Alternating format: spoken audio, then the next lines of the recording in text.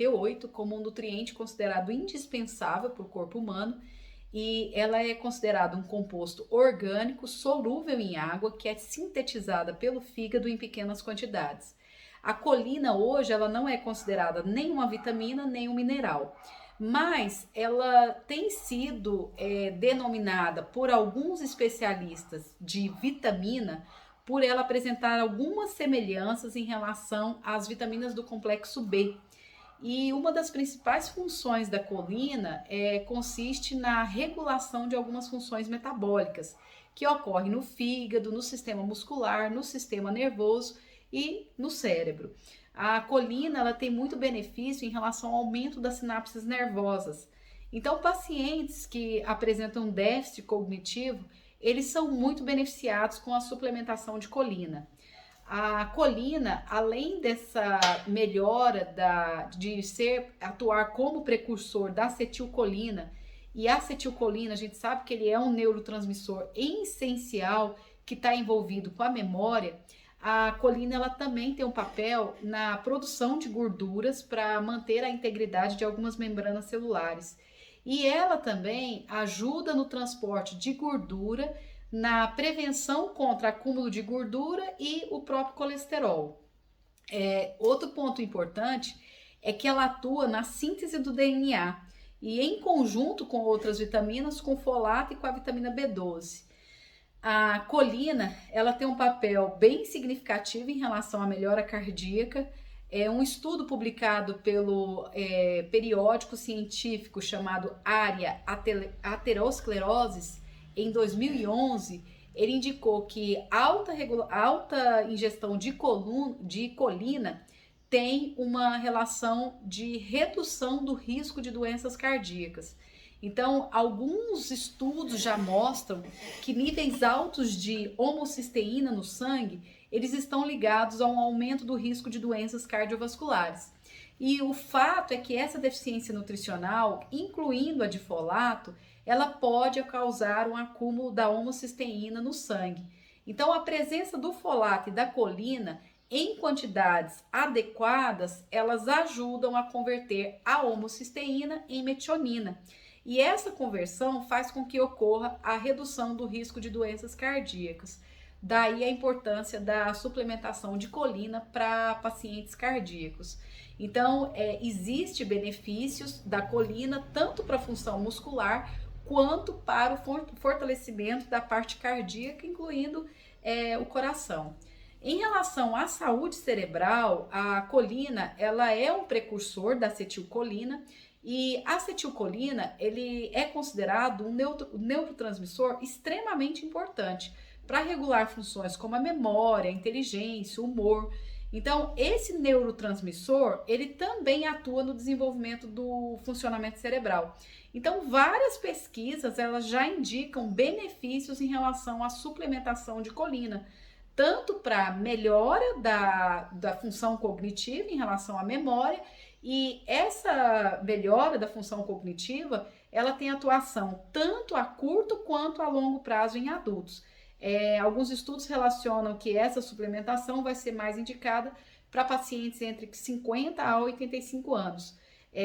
A partir dos 50 anos, a gente já observa um déficit na parte cognitiva. Alguns pacientes, eles chegam no consultório já discorrendo que a memória está mais fraca, que eles estão com lapsos de memória, que eles estão com esquecimento, e eles relatam tanto a memória de curto como longo prazo. Então, a colina, ela tem esse benefício em relação à redução desses déficits em relação à parte cognitiva. Em geral, altos índices de colina no corpo, eles se relacionam com o melhor desempenho cerebral. Então, é por isso que esse nutriente ele é considerado tão importante para idosos, para pacientes que começam a apresentar Alzheimer. Então, todos esses pacientes são beneficiados com a suplementação de colina.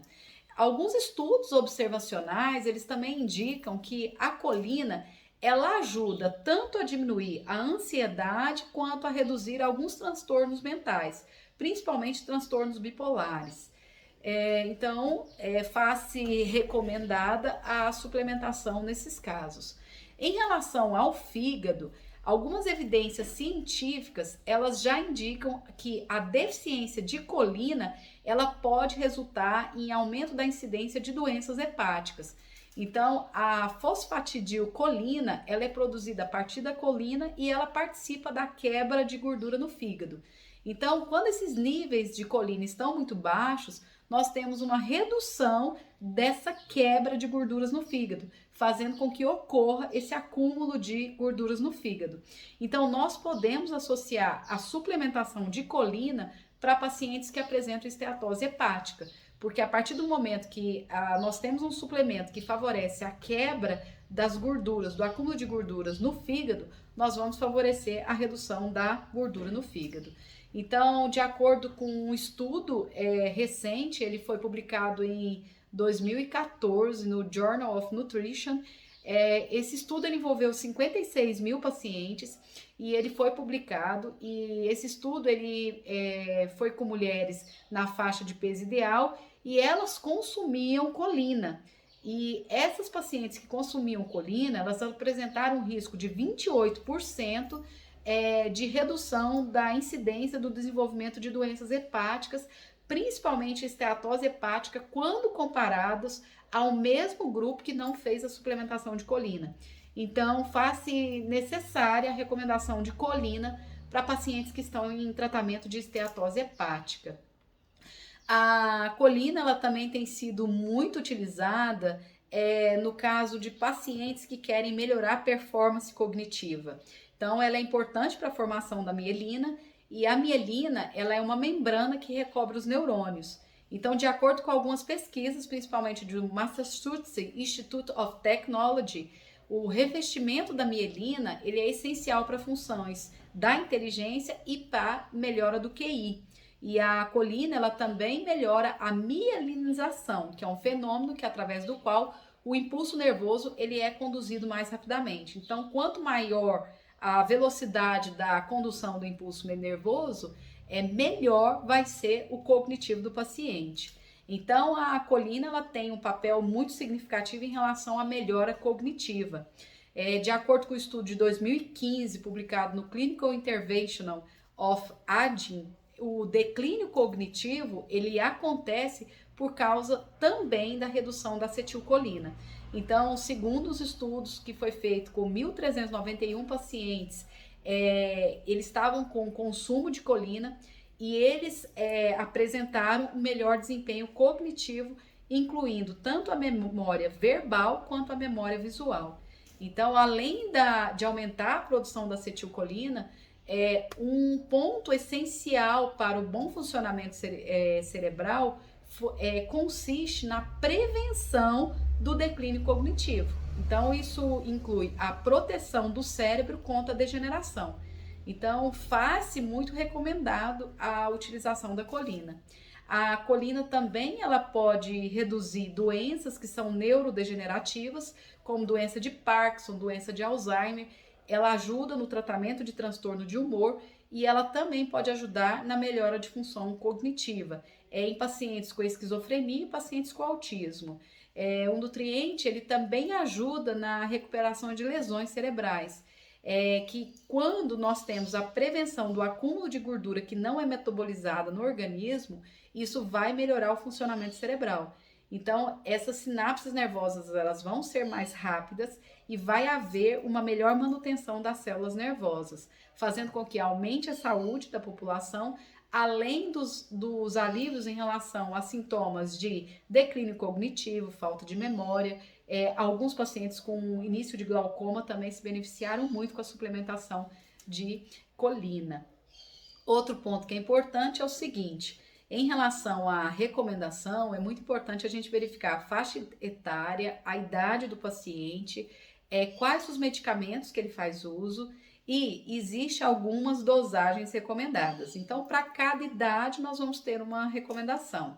Por exemplo, pacientes adultos, eles devem fazer uma ingestão de acordo com a idade, de acordo com o sexo, de acordo com os medicamentos que usam e de acordo com os sintomas que eles apresentam. A recomendação de colina, ela vai de 125 miligramas a 550 miligramas.